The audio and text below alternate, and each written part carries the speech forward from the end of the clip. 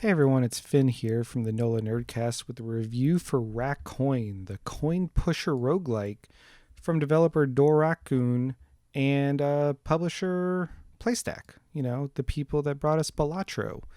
And right off the bat, it's kind of impossible to talk about Raccoin without talking about the just lightning in a bottle success that Playstack had with Balatro and from Local Thunk, and it's because they both have the same vibes, like to the point where it's very easy to see that Raccoin was heavily influenced by what Balatro did. Whether or not your mileage may vary about the success of that translation, but they take a game that most people know and then they just ramp it up with these absolutely absurd roguelike mechanics that just turn it into a fever dream version of what came before. So Balatro obviously with poker, but Raccoin with a game that most people have probably at least seen, if not probably not played themselves. I know I've never actually played a real life coin pusher. They felt just like a way to scam me out of my tokens and tickets as a kid. But they're that thing that you would see at the arcade that's just constantly like milling coins and pushing them, and you try and get all the stuff to just flush down, and so you win everything but you never do. It always felt like a carnival game almost, where it's designed never to let you win. Whereas in Raccoin, everything is flipped to, even though the game is doing its level best to throw challenge at you, this game is just kicking up your dopamine levels to the extreme by showering you with coins. And yeah, so that's a nice intro, but I do want to preface this review by saying that the genre of roguelike has never really been one I've gravitated to. It's never been one of my favorites. I'm a story-based RPG guy. I love a game that has a start and a finish. I like to beat my games. I like to complete them. And roguelikes always felt antithetical to that because they're designed to just be endlessly played. There's obviously progression, but you rarely finish a roguelike game like that. You're just supposed to keep playing, and that's fine. And I do also want to preface that there have been a handful of roguelike games that I have in fact fell in love with. Sometimes games transcend their genre or do it in such a way that the mechanics that usually don't grab me do. And that could be a lot of times like some examples: Dead Cells, Hades, Enter the Gungeon, Slay the Spire, stuff like that. Even though the genre they inhibit have never been my favorite, those games have grabbed me.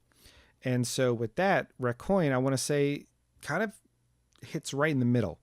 It did enough to make me like it, but I don't know if Raccoin ends up being, in a permanent rotation of my favorites of the genre, and I'll explain why. So it's right off the bat, I really like the way that the game is simple in design, but difficult by the end. You know what I'm talking about? The easy to learn, hard to master type thing.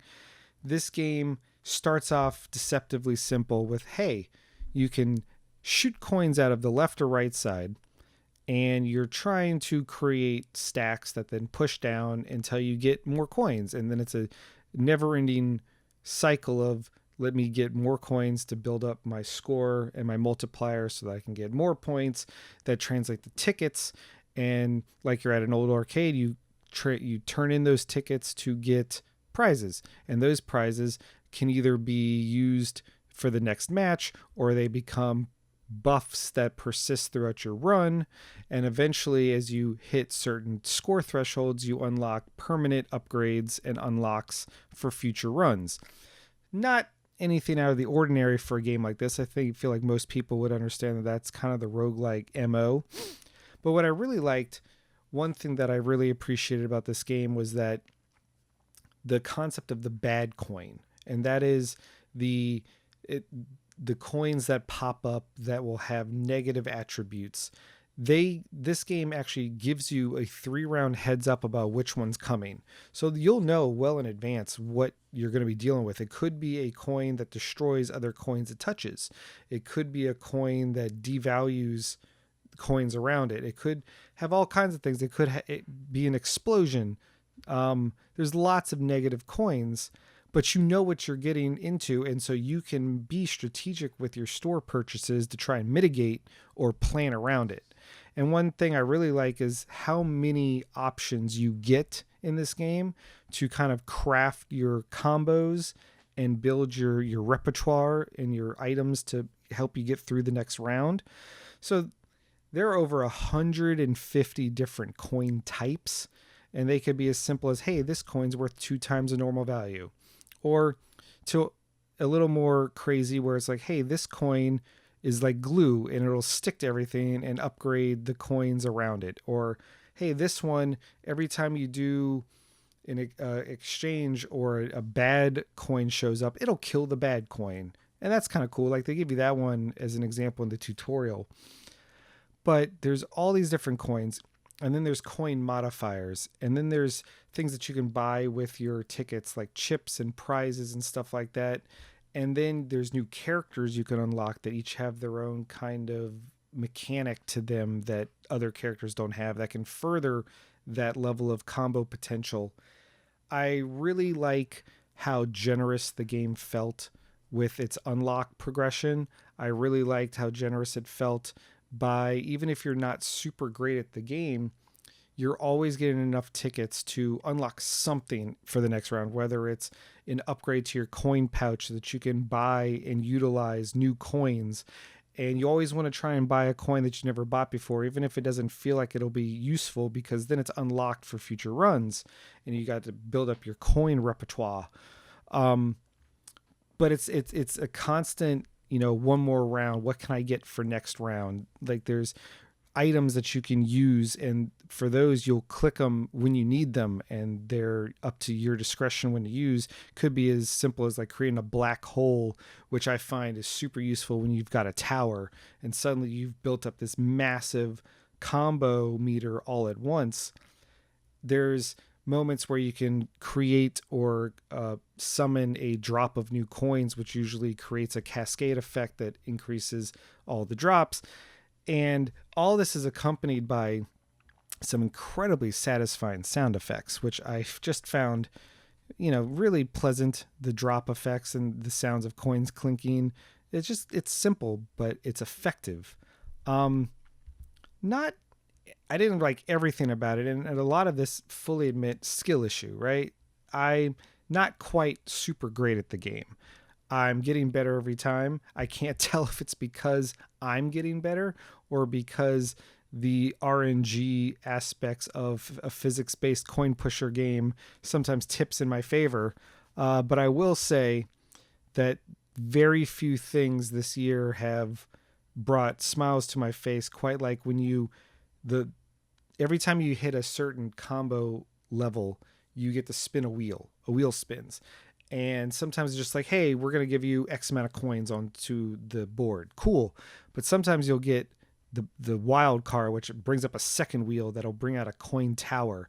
And man, the first time I hit the highest level of the coin tower and all the coins on the wheel are multiplied by what your current multiplier is, and I was getting like 700 something coins right away. And you watch that tower rise and you look at what you have. And sometimes you might have like an explosion coin or that black hole thing or the Tesla coil that can summon a UFO to suck up things. There's so many options. Like I have not even begun to collect every item or coin that the game has.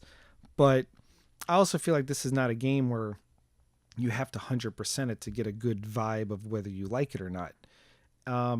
It's a very simple game in the sense of you'll know if you like it or not pretty early on. And for me, the answer is, yeah, I liked it.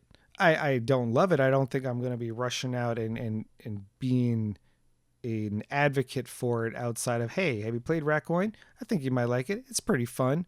But I'm not going to be a prophet for the game and just extol its virtues everywhere I go, but I think that's fine. Not every game has to be the second coming of a genre. As long as it's fun and you're enjoying yourself, I think that's really all that matters. And I think for what it is, Raccoin was in fact a lot of fun. And I already know I'm going to come back to it every now and then and give it a one or two, runs. in between other meatier games for myself. And I think that's all you can really ask for in a game like this is like, do you want to keep coming back to it every now and then? It doesn't have to be a part of your permanent rotation, but if you find yourself with a couple extra minutes to kill, is this something that makes you want to play it? And for me, yeah, why not? Like, and I think with all of that said, I don't know, like, if I had to give it a score from the time I've put into it and what I know it is now, I feel confident in saying that it might not hit that roguelike transcendence that other games in the genre have, but I also didn't outright dislike it for being a roguelike. And so for me, I'm trying to, as this is my first official numbered review, I want to establish that for me, the baseline, I don't want it to be a situation where anything under an 8 means it's a bad game. I feel I've never enjoyed that aspect of reviews. Um, that said, I will give this an 8 because it did something I wasn't expecting it to do, and it made me enjoy it despite its genre. And I almost felt bad getting a review code for this because I was like, what if I hate it because it's a roguelike? And that's not the fault of the game. That's me as a player. Should I even be reviewing it? But I wanted to give it a chance. I gave it a fair shake. I told myself, give it a shot. And I did. And I was pleasantly surprised. And I feel like if you enjoy that Balatro style, just absurdity, then Raccoin might be something for you. I don't think it hits the highs of Balatro at all. But what few games will, right? Like there's just some games that come out and then everyone's chasing that thunder for a while. But yeah, all things considered, Raccoin, man, good times.